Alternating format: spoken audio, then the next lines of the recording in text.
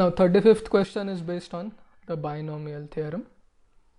The question reads, the coefficient of x raised to 9 in the binomial expansion of x squared minus 1 upon 3x raised to 9s. Okay, now I believe this is x. Okay, it is looking like z, but let's assume that it is x. Okay, and we have four options: 28 upon 9, minus 56 upon 9, minus 3, and minus 28 upon 9. Now to solve this problem, the only thing that we should know is the general term of the binomial expansion of a plus b raised to n. And that term is NCR into a raised to n minus r into b raised to r. If you know this, then your job is half done. In our case, a is x squared, b is minus 1 upon 3x. Note carefully that I have included that minus sign here, and n is 9, the power. So what will the general term of our binomial be, binomial expansion be?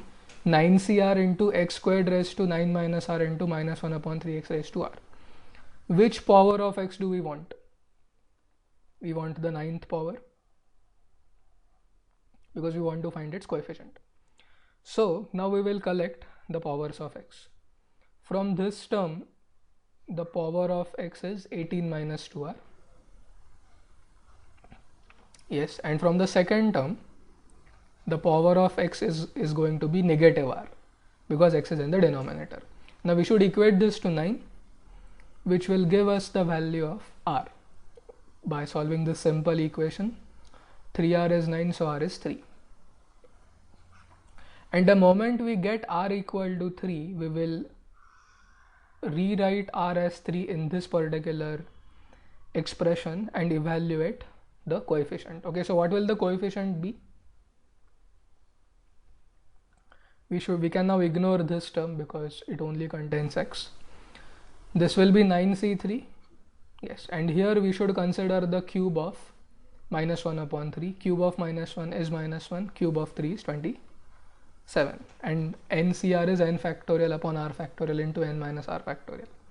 Okay, so it is basically 9c3 into minus 1 upon 3 cube. You can simplify it. I have already done it for you, and the simplified coefficient is negative 28 upon 9. So that is option D, minus 28 upon 9. Now you should pay attention to the sign, okay, because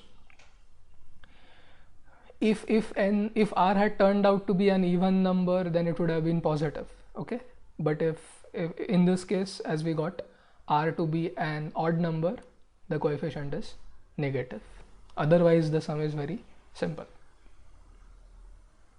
and it is based on binomial theorem, and sometimes we forget the formula for NCR, and we often tend to use the formula for NPR. Well, not every time, but sometimes, especially during examination where we are under a lot of pressure. So please remember the correct formulas for NCR and NPR. And the other possibility where you can go wrong is in the calculations. So you have to be extremely patient while simplifying. Even a minor error in your computation will lead to incorrect answer. Okay, so please be very, very careful. Next, question number 36. The roots of the polynomial x cube minus 39x squared plus 471x minus 1729 are in arithmetic progression.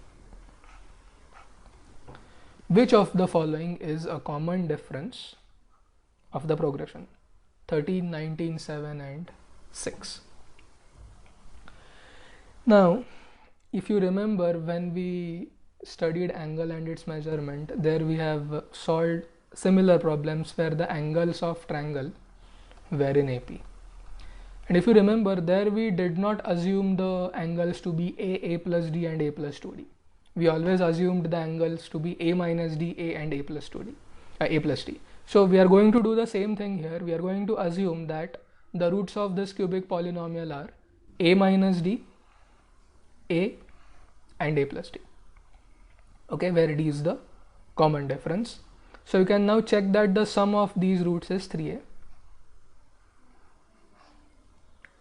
Okay, now from the theory of equations, you can also find the sum of the roots with the help of the coefficients. Okay, now let me explain you what I mean by that.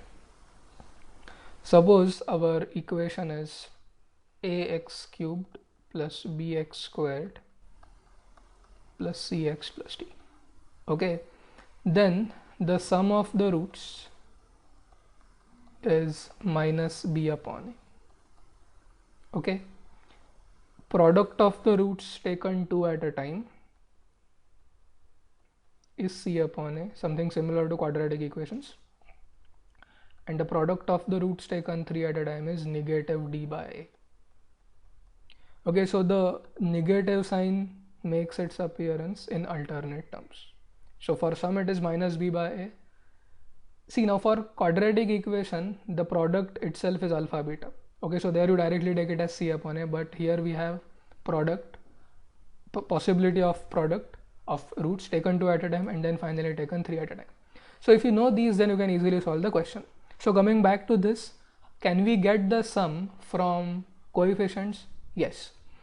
A is 1, minus sign should be there, and what is b now? B is the coefficient of x squared, which is negative 39. Yes, so the sum of the roots is negative of minus 39 upon 1, and that will give us a to be 13, because sum is 3a and here the sum is 39. So once we get a, let's go to the product.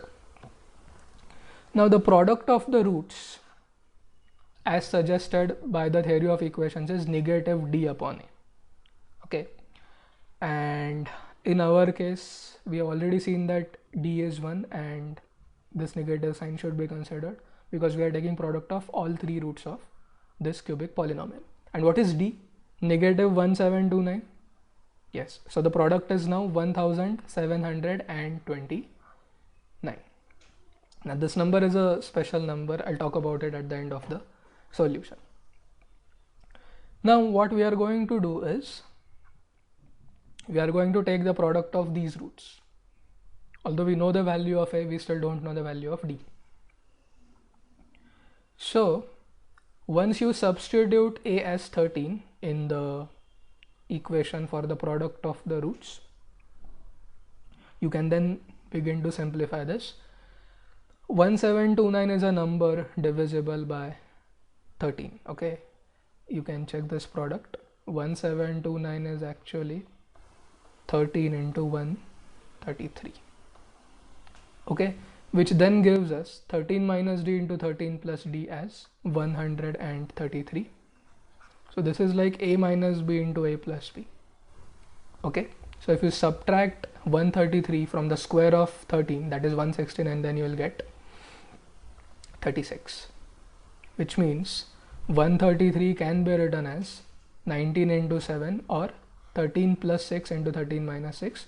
So the important thing is we have now got d,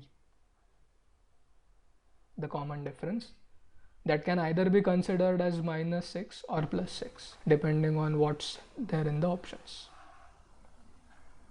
Okay, so we have got 6 as the option and not minus 6, so the correct option is D. Now if you don't read the question correctly and if you get 13 is not the common difference. 13 is actually one of the roots. Okay, and you can see that option A is 13. So you will be tempted to mark A, but A is not the right option. Okay, now we can just find the roots. One of the roots is 13 and the common difference is now 6. Okay, so the other two roots are 19 and 7. Okay, And if you now check alpha beta plus beta gamma plus gamma alpha, that will be 91 alpha beta plus beta into gamma is 247 and gamma into alpha is 133. Yes, so if you sum this 91 plus 247 plus 133, you will indeed get 471, and that is the coefficient of x here. Okay, so we have verified this. Yeah. Now there are two things which I want to tell you about this problem. First is 1729 is called as Ramanujan's number. Okay, Ramanujan is was a very famous Indian mathematician. So 1729, also known as taxi cab number, is the smallest number, positive integer, which can be written as sum of cubes of two integers in two different ways. So you can check that 1729 is the cube of 12 added to cube of 1, and it is also the cube of 9 added to the cube of 10. Well, it's not 12, it's 10, because 10 cube is 1000 and 9 cube is 729. So it is one of the taxi cab numbers. You can also have other taxi cab numbers, but this one is very famous. Now the other thing that I want to tell you about this problem is you can come up with relations between roots and coefficients of, in general, any polynomial equation. In our case we had cubic equation. Okay, so if you consider any nth degree polynomial, a naught xn plus a1 x to the power n minus 1 plus a2 x to the power n minus 2 so on, plus an minus 1 x plus an equal to 0, then if you take the sum of the roots, it is always minus sign or negative 1 into the coefficient of x raised to n minus 1 upon the coefficient of x raised to n. Okay, then you can just continue this sum by taking the product of the roots 2 at a time, 3 at a time, 4 at a time, and so on. And finally, if you take product of all the roots, it is always minus 1 raised to n into the constant term an divided by the coefficient of x to the power n. And all these formulas, sum of roots of quadratic, cubic, and fourth order, fourth degree, fifth degree, sixth degree, all of them, they have this particular relation or relations between roots and coefficients. So now don't be surprised if you see a fourth degree equation.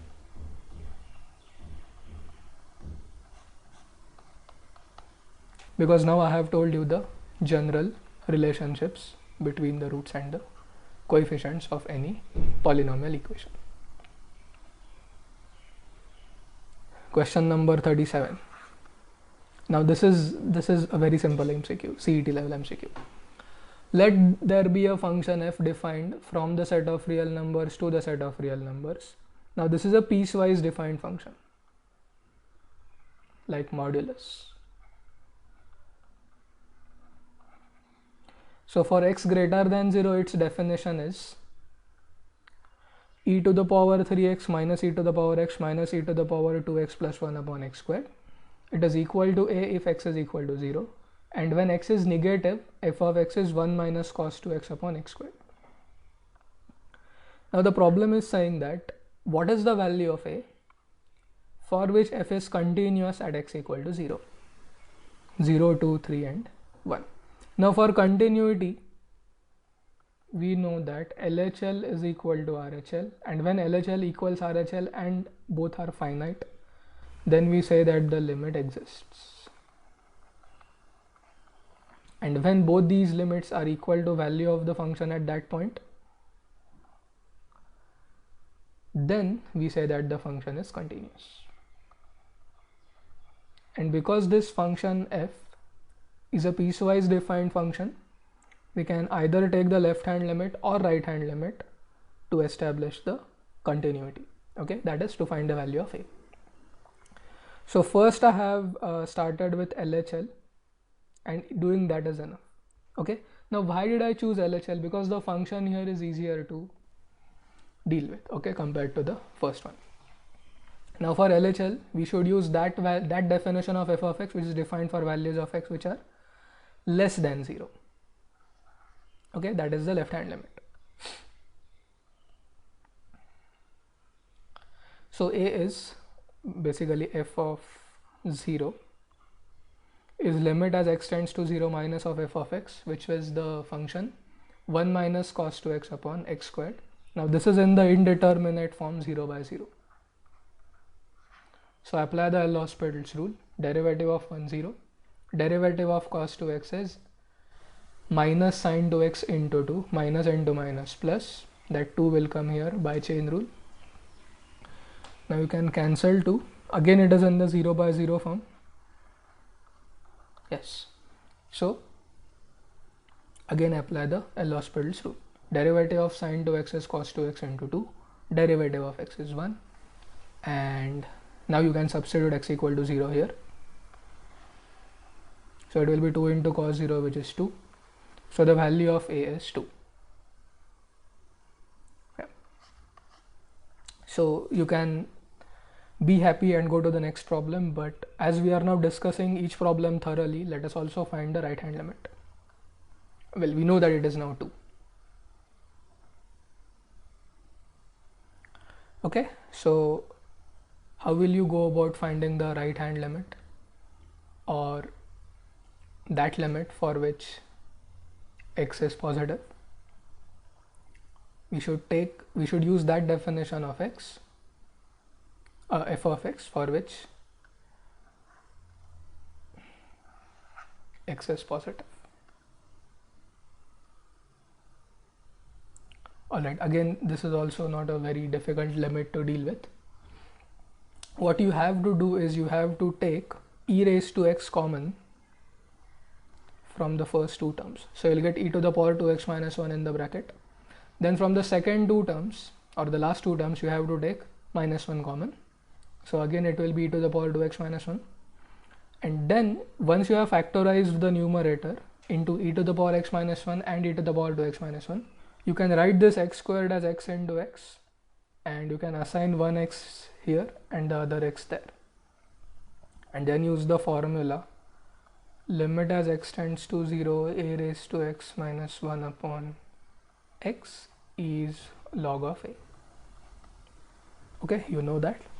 So in this case it is log of e for the first, which will be 1, and in the second case it is going to be log of e squared, because e to the power 2x is e squared raised to x. So it is log of e into log of e squared. Log of e squared is 2. So we again got the value of a to be 2, that is option B. So this question was based on the topics limits, continuity and L'Hospital's rule. Nowadays everyone knows this rule. Okay, so I'm not going to explain that. Now the question that I want to ask you is f of x differentiable at x equal to 0? Because we have not yet established the differentiability of this function, we have just said that it is continuous. Okay, now that is a question which I will leave to you as homework. You have to tell me whether the function is differentiable at x equal to 0 by finding the right hand derivative and left hand derivative at x equal to 0. Okay, next is 38th. Again a question on set theory. Let S be a set with 3 elements. So its cardinality is 3. What is the probability of choosing an ordered pair a comma b? Ordered means if you take it to be b comma a, then it is not same as a comma b. So what is the probability of choosing an ordered pair a comma b of subsets of S such that a and b are disjoint? And by disjoint we mean the intersection of those two sets should be a null set. Now point number 1, if S has 3 elements, then the number of subsets of S will be 2 raised to 3 or 8. Even in one of our previous questions we have used this. And second is, how many ordered pairs can you now define? If you have 8 subsets, each subset can be paired with 8 subsets, and because we are defining it as an ordered pair, it should be 8 raised to 2 or 8 into 8 or 64. Again, you can see the number 64 making its appearance in the denominators of options B and C. Okay, see, that doesn't mean that the correct option is either B or C. It can even be A, or it depends on what the numerator is. Okay, now the approach that I have used to solve this problem is as follows. I have started with the set with the least cardinality, that is the null set. Yes, now null set is disjoint with every subset of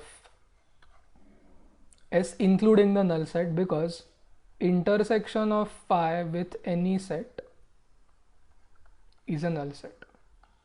Okay, so we can consider 8 such ordered pairs with null set being A. Okay, and B can be the remaining, any one of the remaining 8 including the null set. Now let us consider singleton sets. If I consider the first element of the ordered pair to be the singleton set 1, then what are the possibilities of B? First possibility, null set, intersection 0. Second possibility is the singleton set 2. Third possibility is the singleton set 3. Fourth possibility is a set which consists of 2 elements, 2 and 3, but does not contain 1. Okay, so if you take the intersection of the set 1 with these sets, then that intersection is going to be a null set. So there are 4 such sets, or I would say 4 such pairs, ordered pairs, A comma B. And due to symmetry, we can also argue on similar lines that if A is 2, then there will be 4 ordered pairs of disjoint sets, and if the first set is 3, even then there will be 4 such ordered pairs. Okay, these sets will change except phi will be common, but for, okay, let's write it down for 2. For 2 the sets are 1, 3, these are the singleton sets, and then the set with 2 elements will be 1 and 3 because we have considered 2, and similarly you can write this. Okay, so now we have considered null set and singleton sets. Let's now consider set A with 2 elements. So I'll start with 1 comma 2. Okay, now how many sets have intersection with a null set? First phi, of course. See, now you cannot take 1 or 2, you have to take 3, right? Because if you take 1 or 2, then the intersection will no longer be a null set, and at the same time you also cannot take 1, 2, 3.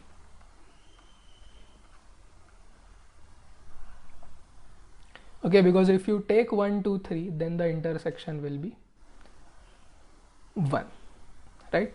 Well, the intersection will be 1 comma 2. So there are 2 such possibilities for A being 1, 2. If A is 2, 3, then again 2 possibilities, phi and 1. And if you take the third possibility of 2 elements, 1 comma 3, then the corresponding sets will be null set and 2. So there are 2 such sets. Okay, now if you add them, then you will get 8 plus 12 plus 6. Okay, that is 26 pairs of disjoint sets.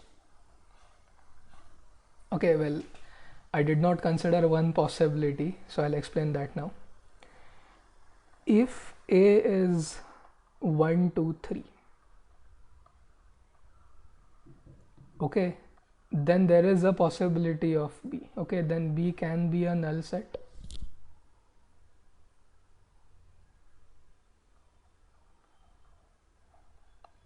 Right, because the intersection of 1, 2, 3 with null set is also a null set. So I should not say 26 pairs of disjoint sets. I should add 1 to this. Okay, because I did not consider that. So the probability is of selecting a pair of disjoint sets is not 26 upon 64, it is 27 upon 64, and that is option B. Okay, previously it was C, but I realized now that I forgot to consider the possibility of the ordered pair set A 1 2 3 set B null set. Okay, so the required probability is number of favorable outcomes 27 divided by the total number of outcomes, that is 64. So correct option is not C, sorry, the correct option is B. Yes.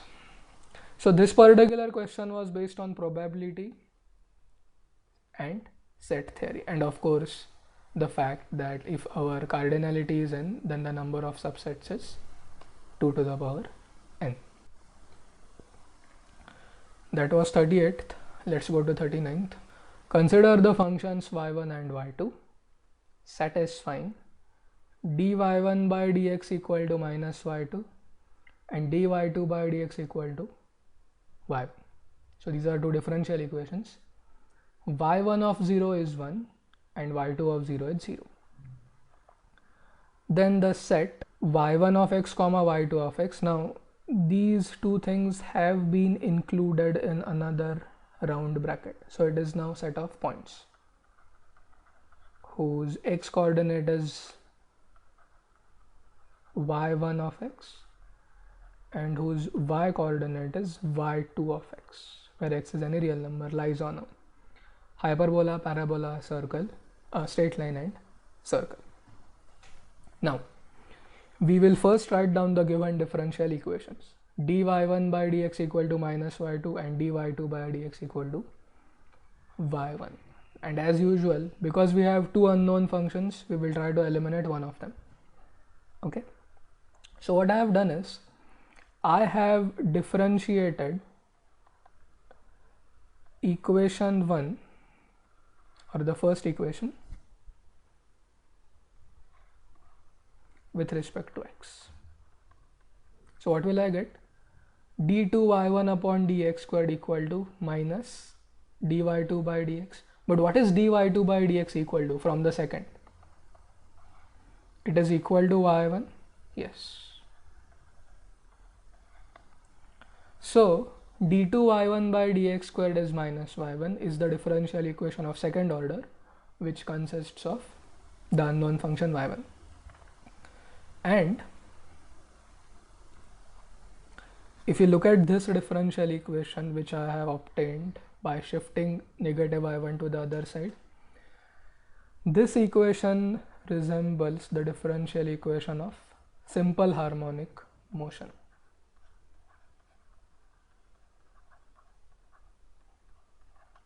Okay. Now this is of second order, so its general solution should have two arbitrary constants in it. If you solve it, the solution is c1 cos x plus c2 sin x. You know this now because you know how to solve this differential equation. Okay, so there you say c1 cos omega t plus c2 sin omega t. Now we are saying c1 cos x plus c2 sin x because omega is equal to 1. Now from y1, can we find y2? Yes. Look at the first differential equation. y2 will be minus dy1 by dx. So just differentiate y1 and multiply it by minus 1. Derivative will be minus c1 sin x plus c2 cos x multiplied by minus 1. Every term will change its sign. Okay, so now we have got y1 and y2. Our next job is to find the values of the arbitrary constants. We will use the first condition given in the problem, that y1 of 0 is 1. So if x is 0 in y1, then y1 is 1. So the equation that we will get is 1 equal to c1 into 1 plus c2 into 0, because sin 0 is 0, which implies that c1 will be 1. Now repeat the process, this time for y2. And now y2 of 0 is 0 and not 1. Okay. So if y2 of 0 is 0, then what equation will we get? 0 equal to 1 into 0 minus c2 into 1. Okay, now I have used c1 as 1 there. So 0 equal to c2? Yes. Which means, what did we now get for y1 and y2? y1 is 1 into cos x because c2 is 0. Yes. y2 is 1 into sin x because again c2 is 0. Yes. Now these are parametric equations of unit circle. Okay, as we discussed earlier in the problem, the set represents points or consists of points whose x coordinate is y1 of x and whose y coordinate is y2 of x. Okay, so these points, they lie on unit circle, or basically circle, and not the other conic sections nor a straight line. The correct option is circles. Okay, now this problem was based on differential equations without a doubt, but you could also solve it if you had correctly identified the functions y1 and y2 by observation. Okay, if you observe it correctly, then there is no need to do all these things. Okay, so you just look at the first differential equation. Derivative of y1 is negative of y2, and you immediately recall that derivative of cos x is minus sin x. Okay, so then you ask the question, okay, if y1 is cos x and y2 is sin x, do these functions satisfy the second differential equation? Yes, because derivative of sin x is cos x.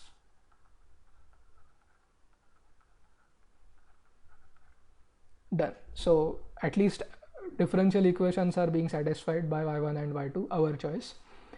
Now we will go to these conditions. Is y1 of 0 1? Yes, cos 0 is 1. Is y2 of 0 0? Yes, sin 0 is 0. And the moment you realize this, then you have got the answer.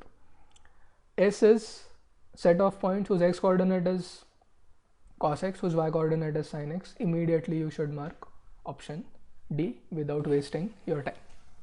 But if that doesn't strike you in the examination, then you have to follow the process that I have explained. Okay. Now, the differential equations that you have here, they actually constitute a system of differential equations. Okay. Now, just like you have system of linear equations which you solve using matrices or Cramer's rule, there also exist systems of differential equations which can be solved by matrices, and that is what you will study in the topic linear algebra, which is an essential part of higher engineering mathematics and also higher level mathematics courses in pure sciences. Okay, you will study something called eigenvalues and eigenvectors, and such differential equations are called as coupled differential equations because the functions y1 and y2 make their appearance in both the equations. Okay, so they are coupled to each other. If you want to read more about the coupled differential equations, then you can just search for predator-prey model. on the web. Okay, but anyways, you will study this in the next year in differential equations course. Okay, fine. So that was question number 39. Let's go to question 40. Again, a problem on functions. A function f satisfying f of x equal to x for all x in the set of real numbers is 1 1 but not on 2 but not 1 1, 1 1 and on 2, neither 1 1 nor on 2. Now I have solved this problem by considering a special case. Okay, so we recall the identity function, and this identity function is f of x equal to x. So for every input value, it returns the input value itself as the output, so we call that function as identity function. Okay, now the main characteristic possessed by the identity function is what we see here. F of x is, or f of x is x. Okay, we'll see how. Consider the function f of x equal to x. Then what will f of x be? Now f of x is nothing but f of x, because f of x is x. So that is again x, which means if I were to compose yet another function with f, that is this one, will I again get x? Yes. So no matter how many times you take the composite function, you will always end up getting x.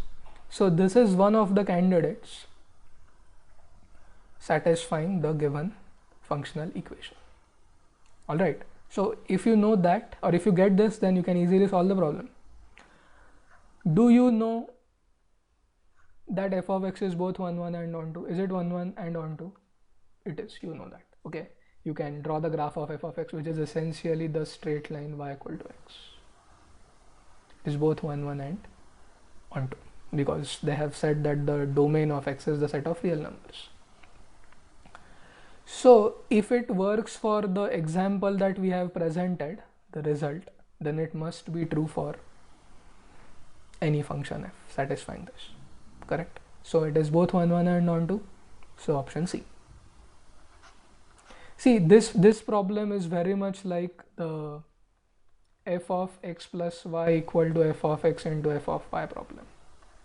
So there we considered the function f of x as e to the power x, if you remember, and now we have chosen the function to be x, which satisfies the given equation. So that is question 40, based on composite functions and identity function.